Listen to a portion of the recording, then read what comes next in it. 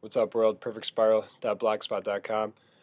I've heard interest over the past couple weeks, and seeing as how my fantasy football draft is coming up this next week, I figured I'd run down a couple sleeper picks. I just was doing a little research, figured I'd update the blog, get some fantasy football love out there for everyone who plays.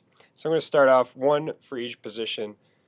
Right off the top, my sleeper quarterback for the year, Aaron Rodgers. Look at his stats last year: 28 TDs, 13 interceptions, over 4,000 passing yards. If my quarterback's going out there and getting me 2 TDs to every 1 interception, I'll take that for fantasy points every week. And over 4,000 passing yards, that's pretty legit also. So Aaron Rodgers, he stepped up last year. He's going to step up again this year. No Brett Favre crap for him. That's all in Minnesota right now.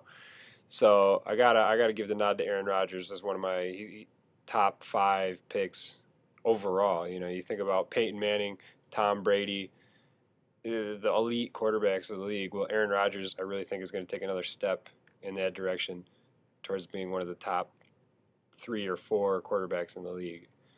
That's my prediction. Sleeper running back now. Ahmad Bradshaw. I watched Monday Night Football the other night. Giants versus Carolina. Bradshaw's going to get a lot of carries, I think, with Brandon Jacobs in there. Brandon Jacobs, a big, bruising guy. He's the goal line. He's the touchdown back. But the other guy behind him, Ahmad Bradshaw, is going to be doing the work in between the goal lines. He's really going to be doing a lot of carrying because Brandon Jacobs can't do it all. He can't take all the punishment. He's a big dude, and he's a great running back. But Bradshaw really impressed me the other night.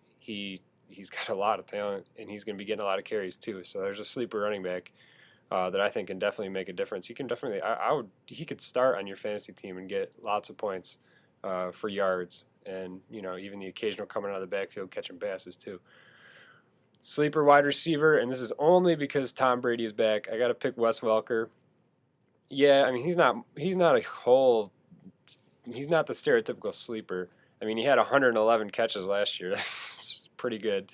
But the big stat that I think is going to go up this year is he only had 3 touchdowns last year.